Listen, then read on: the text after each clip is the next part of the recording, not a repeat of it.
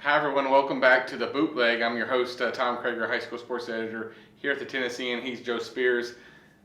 If his head looks inflated this week, it's because he had a better week than I did last week. So I don't think we should talk about that because I need him to be able to get through the doorway. So we're going to go right into week 8, if that's okay with you, unless you have something you want to say. Sounds good to me. You don't want to recap it all week? I went 9-1. You went 7-3. So pretty good week for me. Yeah, but I was a fairly special away from being okay, right? Yeah, you weren't though, so it happens.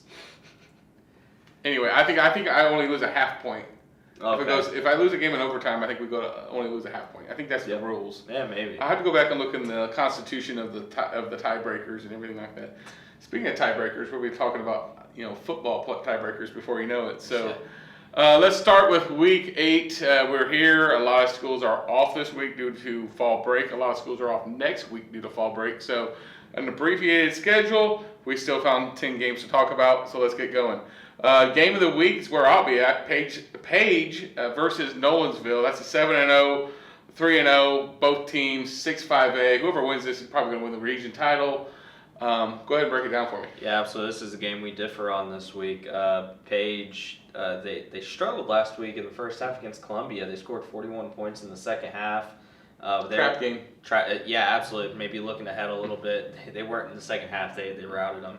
This is a great game. Last year, Page cruised in the regular season meeting. In the postseason meeting, it was only 20-15, which kudos to that Nolensville team for holding that Page offense to only 20 points because they went on to score a ton of points later in the playoffs. But I think this Nolensville team is much improved. They've turned the corner since last year. Chance Fitzgerald had over 100 yards in all but one game this year, and that game was a blowout. They really didn't need him to do a whole lot, but I think this is going to be a really exciting game. The atmosphere there it'll be fun. I was there for the Rockville game. Both stands were packed. I think this week will be even more. These teams don't like each other right now. They know this is for the region title. I think Nolensville has a home field advantage here. I got them winning 27-24. We do differ on this game. I'm picking Page in case you didn't catch it. I just think Page, until they get beat, they're the team to beat. I think what Charles Rathbone has done with that program, I've said this before, we don't talk enough about Page. Yeah. If you look at what they've done the last few years, Colin Hurd is now the quarterback there. Of course, we knew McNamara, how great he is, but they haven't missed a beat. Still winning well, winning great games. I just think Page finds a way to win this game, 20-20. I do think this is a good, worthy game of the week option. Game you will be at, NBA 7-0 at Ensworth 6-1. There's no dispute in this one who we think is going to win this one. Yeah, absolutely. You look at the record, 7-0, 6-1. NBA's probably played the toughest schedule in the state, and they've really had no issues with it, maybe outside of McCauley, where they went down there and won on a last-minute touchdown. Ensworth hasn't played the toughest of schedules. They've rebounded since that Baylor loss. Levi Moore had a great game last week. Shamar Porter had over 100 yards. They're going to need to replicate that, and they're going to need to get their run game going. They're going to have to control the clock. They're going to have to do something because NBA's offense is clicking. Jonathan Moore, Marcel Reed, no team has had an answer for them yet. I think Moore is in for another big game. He's got 14 touchdowns on the season already, but I just think NBA is a little too much. I got them winning 35-20. How about the Big Red, though? Moore, like I said, 14 touchdowns. The thing that surprises me when I've seen him play, and I've seen him play multiple games, his breakaway speed. He's a bigger back with very significant breakaway speed. He's a two-sport athlete. He runs, or at least a two-sport athlete. He does wrestling as well. I just think NBA's line of, their line up front is just going to they've manhandled teams all year. I think that'll continue. NBA 42-14 over Ensworth. Next game, another game that I think, we both kind of see going lopsided. Oakland 6-0 at CPA 3-4. This is a Thursday night game, folks.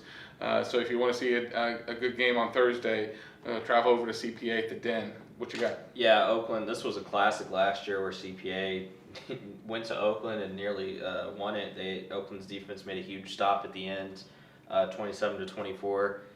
Teams have kind of gone in different directions since then.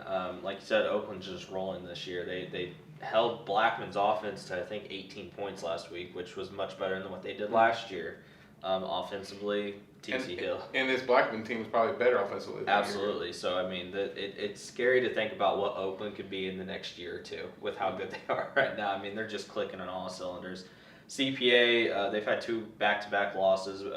You were at the game Friday against FRA, great game. They were both close losses. Bad time to host Oakland. Coming off those losses, I think CPA loses their 3rd straight. I got Oakland winning 52-17. We're close on this prediction, by the way.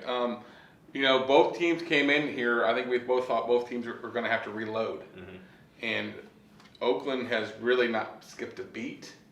CPA, I think, really misses the leadership from their seniors from a year ago. I think the Cade Law, what he did run game-wise, Langston Patterson, defense, and what he was able to do run-wise, and they missed some linemen as well.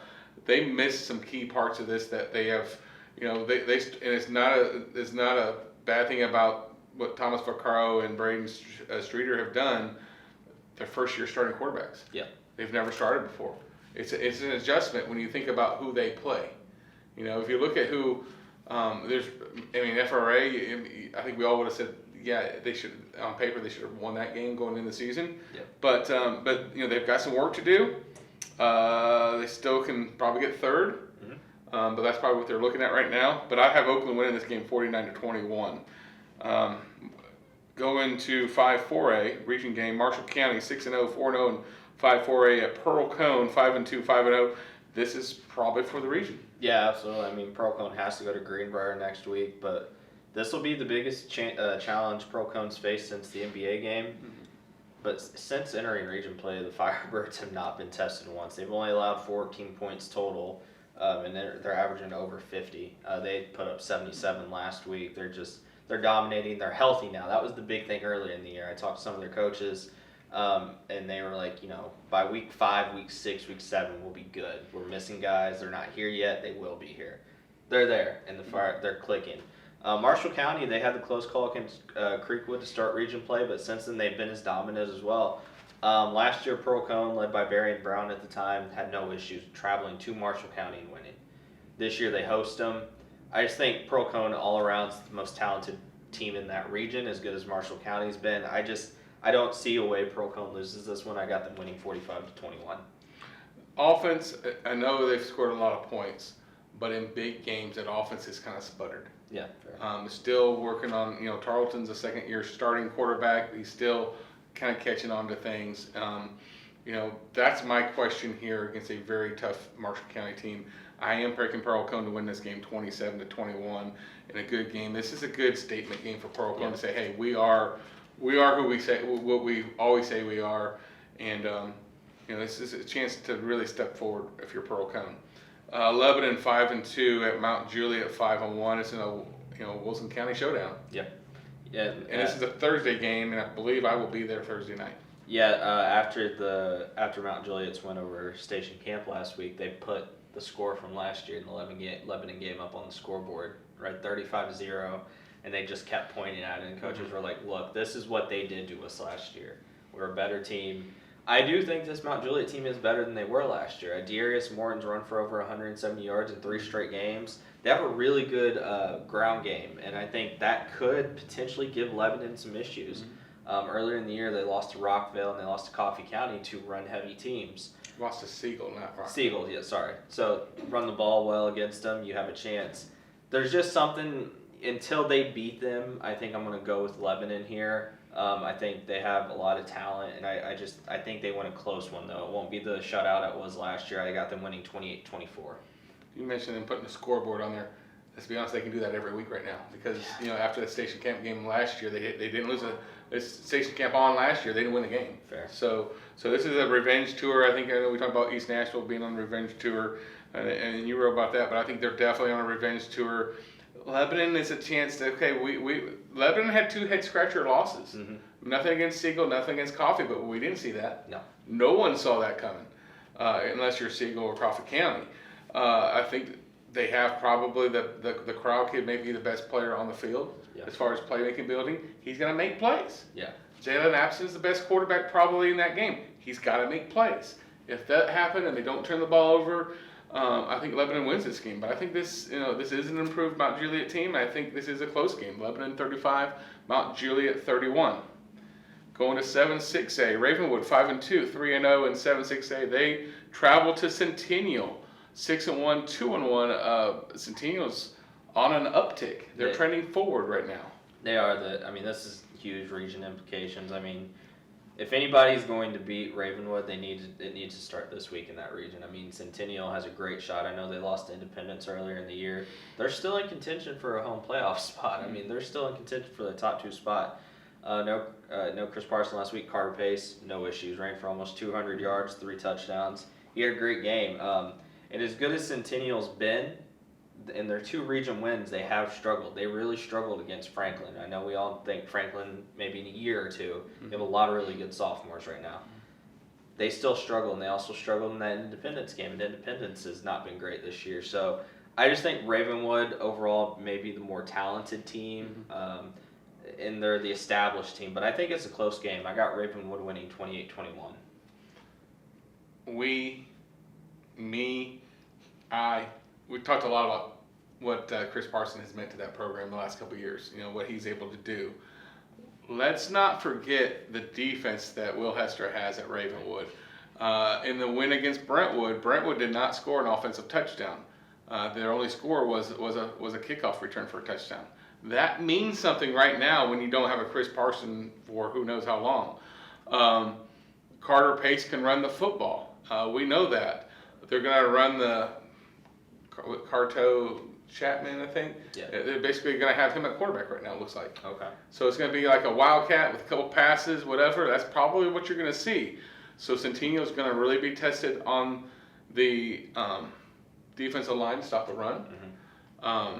They're decent on the run, but but Ravenwood now, we talked about their O-line in the preseason, and I wasn't really impressed with what they were seeing, but they're doing against BA and Father Ryan, some of these other teams that have really good up front, so They should be able to move the ball. I got Ravenwood winning this one in a close one, 21-14 over Centennial. Centennial pulls off upset here on this, guys. Centennial could win that region. Absolutely. Staying in 6A, Overton 5-1, 2-0 in 6-6A. They go to Cane Ridge 6-1, 4-0. Yeah, this is another great Thursday night. We got some good Thursday night games this week. Cane Ridge came out in a game that we thought would be close to last week. They just beat up on Smyrna 35-14. Reggie Goodlow came back, ran for almost 150 yards, 2 touchdowns. They win this game, they basically have won the region at this point because Overton's undefeated in region play as well. Overton's won 5 straight. They had a great game from Javon Edmondson last week against McGavick. I just think Cane Ridge is the most talented team in that region. Until somebody beats them, it's kind of like some of these other teams. Until somebody beats them, it's hard to pick against them. I just overall talent wins in this one. I got Cane Ridge 35-24. What a job that Eddie Woods and his staff has done this year. And here's why. I saw them against McGavick for a quarter and a half. I thought that was one of the worst football games I've seen for about a quarter and a half, both sides. Yeah. Just nothing happened, quarter and a half, and finally Cane Ridge got it going. And then they come back and they didn't beat Father Ryan. And I think Coach kind of challenged them, and they got them to come back, and they beat CPA, and they beat Smyrna last week. And now they get a chance to be an Overton team, and I think they do that. I think it's 42-28, Cane Ridge over Overton, and should set up well for that 6A region title, I would say. Non-region game coming up next, Springfield 6-1 at Beach 5-1. Springfield coming off a heartbreaking loss. Beach, their only loss is first game of the season, maybe to Farragut? Yep, and Beach is they may have found a star in running back in Darius Johnson. He's 285 yards and 4 touchdowns in their last couple wins. Big physical back that he's explosive. When he gets in the open field, he's explosive. So they may have something there. Like you said, Springfield heartbreaking loss last week. Lost on a Statue of Liberty play they call it the Philly Special. Philly Special, Philly Special on the 2-point conversion. Henry County got the 1-point win. Great comeback from Springfield. They were down in that one, but Beach is. I saw them play a couple weeks ago. That defense is they're really good. Bronco Hanks he's a stud at linebacker, and he just kind of mans everything. He gets everybody set up the way they need to be. Which they'll have to do against Devin Crenshaw this week. So I think it'll be a close one though. I got Beach winning 24-21. Just think if he was named after, if the family were like Rams fans, it'd be called Ram. Ram, or Titans. Titans. He'd call them Titans, yeah, I think Beach wins a close one here. I think this is down the wire. This is a good little rivalry that's created there. Beach 21, Springfield 20. I think this goes right down the wire for the second straight week. Probably going to cause a lot of white hairs for Coach Wilson there at Springfield. But we'll see what happens there. Non-region game, at least this year, non-region game. Fair. That's a tease. Knoxville Catholic 3-2 at Lipscomb 6-0. Yeah, I mean, Lipscomb Academy just keeps rolling. They put up, 51 points in the first half against Davidson Academy last week. I think Hank Brown only threw one incomplete pass. They're coming into them. They have not been tested by an in-state team this year. They shut out Knox Catholic, I believe, last year. Knox Catholic, they have 2 losses. They've been to McCallie and Baylor. Those aren't bad losses. Those are 2 really good teams.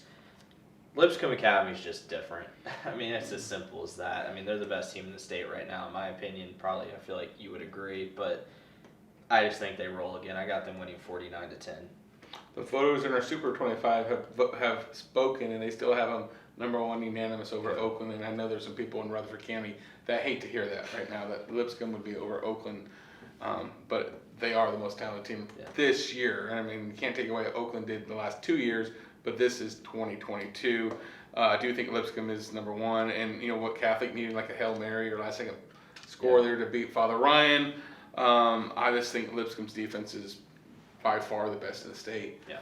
When you look at Caleb Beasley, Edwin Spillman, Brian Longwell, Tony Brown up front. Yeah. I just think they're different. I think Lipscomb wins this game 42-7, and that might be conservative. Sorry, Irish fans. Last game on the list, and we differ. We do. I picked the winner, by the way. We've told him to pick the winners, folks, and sometimes he forgets. So, Macon County 6-1, 2-1, and 4-4 at Stone Memorial 7-0, 3-0. I feel like we differ on Macon County 2 of the last 3 weeks at this point. This was a great game last year. Have I missed it both times? I think so. Okay. I think I know the last time I did. Yeah. This has been a great game. The last year Macon County, I think they won by 2. It was 21-19.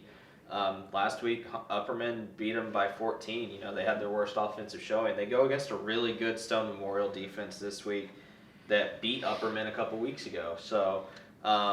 I just think Macon County, they'll figure it out. I do think it'll be another close game. They need this win to stay in the region for one of those top 2 spots with Stone Memorial and Upperman. Since if they split, they're in a really good spot.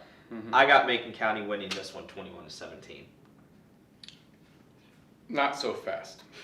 Stone Memorial, every few years, Stone Memorial gets one of these teams that are really special.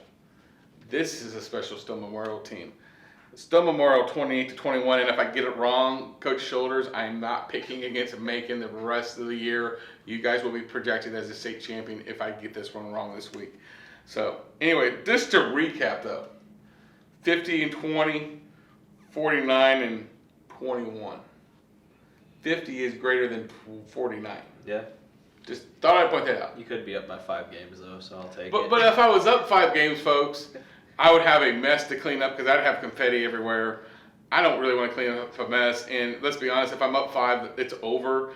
He goes start throwing Hail Marys. He'd be picking like Red Bowling Springs to win the state title, all that other stuff. It would go crazy. So we're gonna keep it close. We'll see if he can overtake me this week.